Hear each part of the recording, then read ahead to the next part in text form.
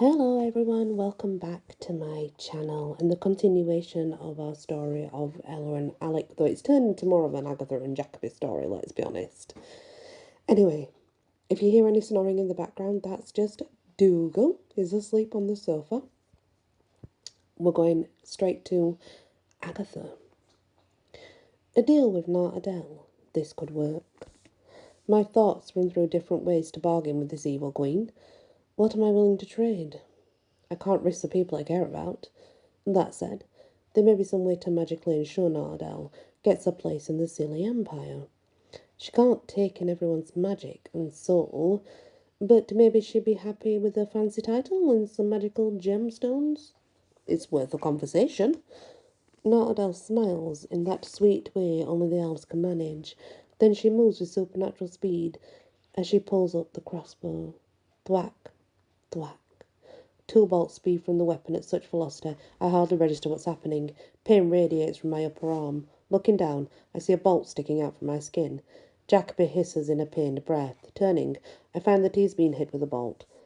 The joint of his neck and shoulder. Oh no, even worse. Black lines instantly radiate out from the spot on Jacoby's skin. Within seconds, the dark marks stretch down the tips of his fingertips. I check my own hands.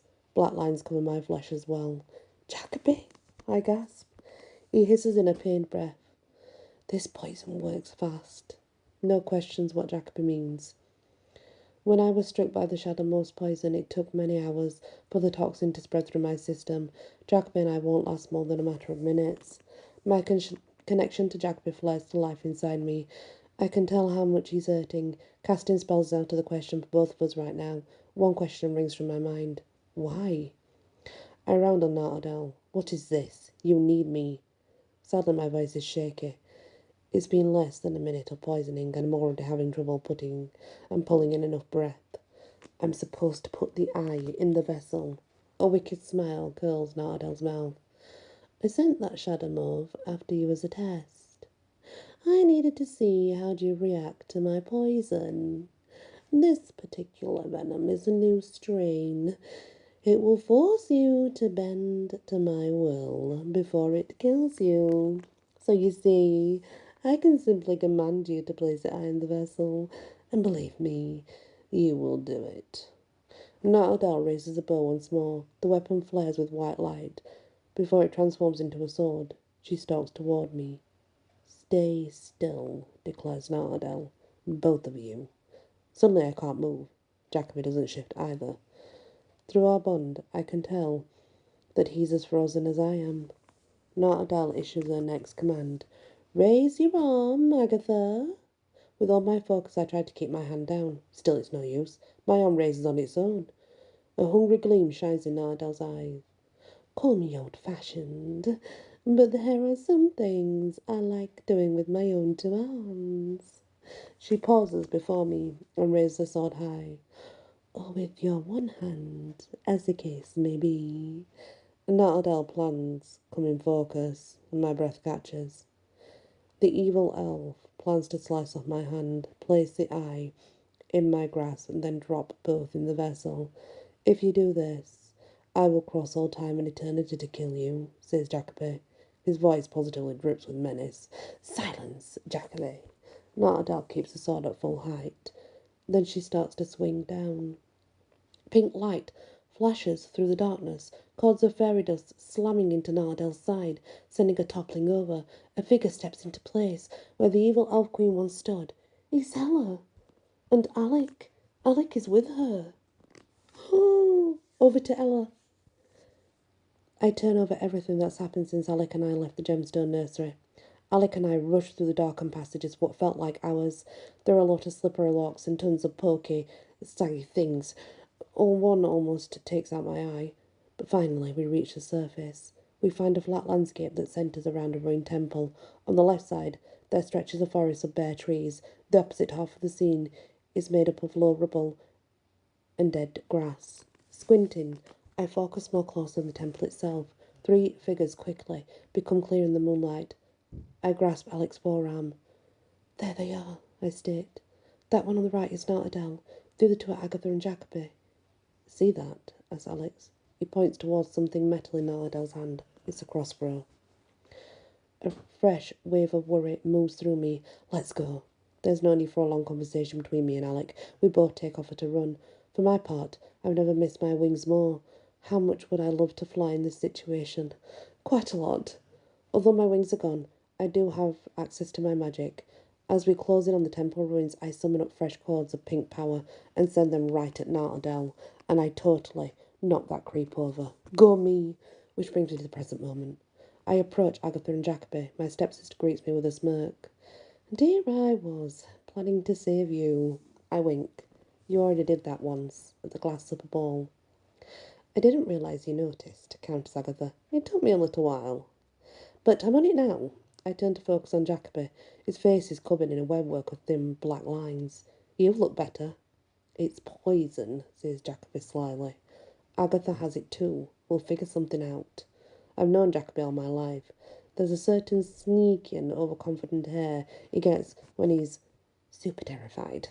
That's the exact kind of mojo that this guy's working now. I also know him well enough not to push him too hard when he's like this. Jacoby may believe he'll figure something out, but this is for certain he may need help on. Alex steps up. Hey there. I have no memory of the past, so don't assume I know anything, but I do answer to the name Alec. Across the room, Nartadel rises. She glares at us and snaps her fingers. I frown. That's it. Snap your fingers. Ooh, I'm so frightened. All of a sudden, a whole army of shadow wraiths speed out of the nearby forest. Okay, I take it back.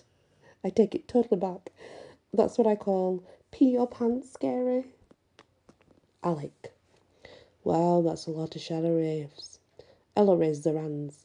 Lines of pink power weave around her fingertips. In this moment, she looks all things fierce and lovely. Even so, frustration burns inside me. An army of disembodied torsos is heading our way, and I have no real option for fighting them. Turning, I scan Agatha and Jacoby. The pair stand still as statues. With every passing second, the black lines of poison widen on their skin. It also seems to limit how much they can move. That won't end well. Damn, I wish I had a gemstone. I take my hands through my hair. There must be something I can do. Alec, whispers Jacoby, take my sword. Yes, I pull the blade from Jacoby's hilt, get into battle stance, and prepare for onslaught. As the wraiths close in, they stretch out their bony arms from under their cloaks. Each one is tipped with razor-sharp fingers. They screech as they swoop into attack. I swipe at them, but they are simply too many. It's all I can do is to swap them with the blade and try not to get skewered on their claws. I glance over at Ella. She isn't doing much better. Long bolts of pink power erupt from her palms. The magical spears knock some shadow rays from the air. Others pin the creatures to the ground, but sadly, neither move holds the wraiths down for long. We're losing this fight. In all the mayhem, I almost forgot about Agatha and Jacoby. And when I look over in their direction, it's already too late.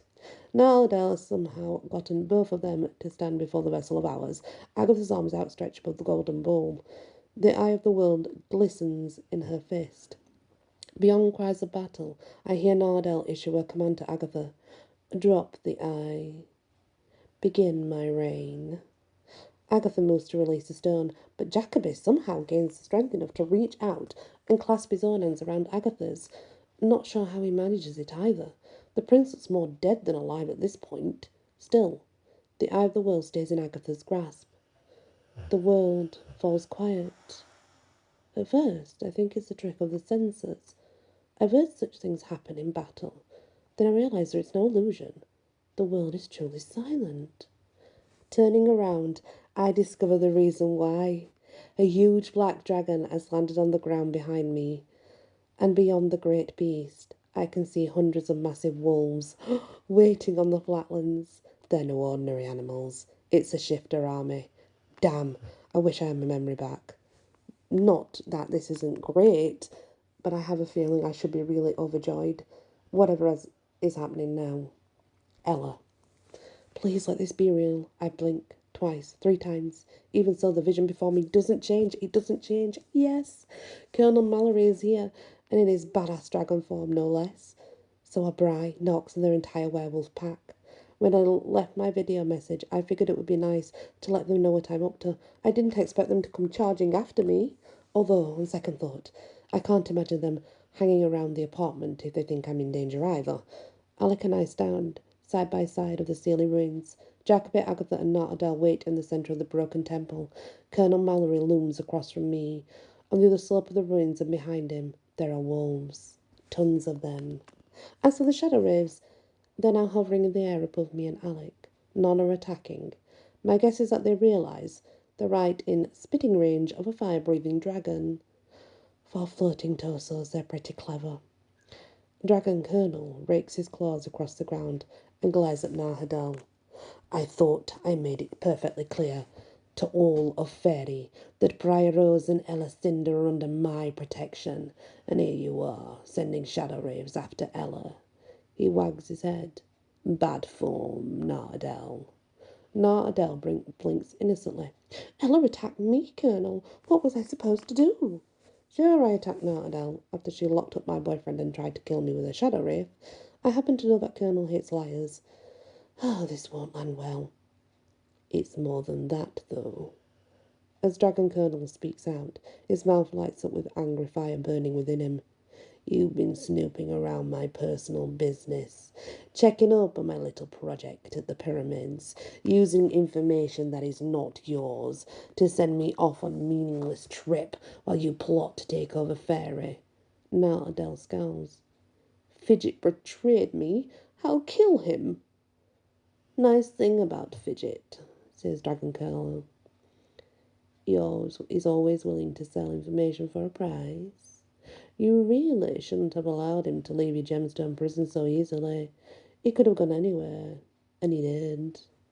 Not Adele clasped the red stone that hangs at the base of her necklace. Odd to think I was trapped inside that thing. Even strange to realise that actually part of her consciousness.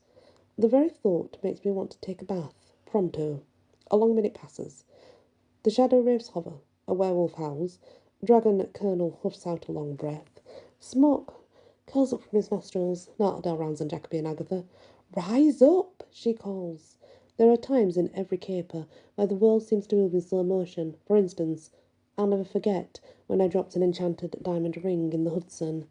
How long did it really take for that glittering thing to hit the water? 1 second, maybe 2. In my mind, it was hours. And that's exactly how I feel now. What happens next is over with super quickly. It doesn't feel like that way, though. At Nartadel's command, a shadow morph oozes its way from under the rubble and wraps itself around Jacoby and Agatha, both become encased in darkness. The shadow morph forces Jacoby to tumble backward. This is bad. A moment ago, the prince had been clasping Agatha's hand and preventing her from dropping the eye. Now Jacoby is gone. Meanwhile, Agatha remains entirely encased in the monster. Little by little, my stepsister's hand opens. Between the poison in her system and the shadow morph encasing her, Agatha doesn't stand a chance. She has to do what Nartadel commands. The eye of the world falls into the vessel of ours. My stomach drops.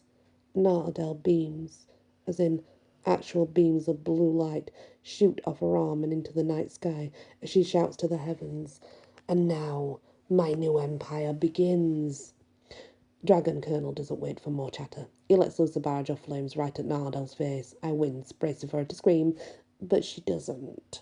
The fire engulfs Nartadel, but the blaze doesn't seem to hurt her at all. Talk about bad news. The shadow wraiths now swoop into action. Dragon Colonel now focuses his fire on them. Turns out they burn up pretty easily. I pull on my own magic and send fresh ribbons of power over to Jacoby and Agatha. Think you can wrap people up with magic? To complete that game. I make my strips of energy surround both of my friends, so the cords form a protective shield between their human bodies and the shadow morph. Next, I throw my arms backward. The motion makes my ribbons yank Jacoby and Agatha out of their gooey prisons. The pair fall onto the ground, free from any black goo.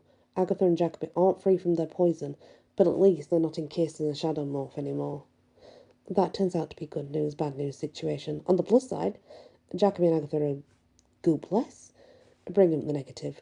The original morph now duplicates itself. In no time, 100 shadow morphs now encircle the hilltop and Sealy ruins.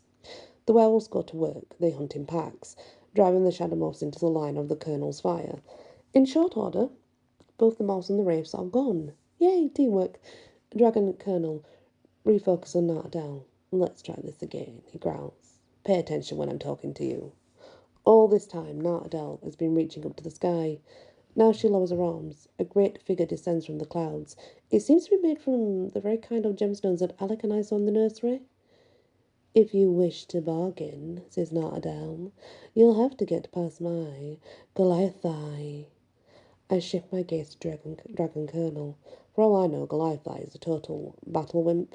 Dragon Colonel sighs up the massive creature. Then I see it.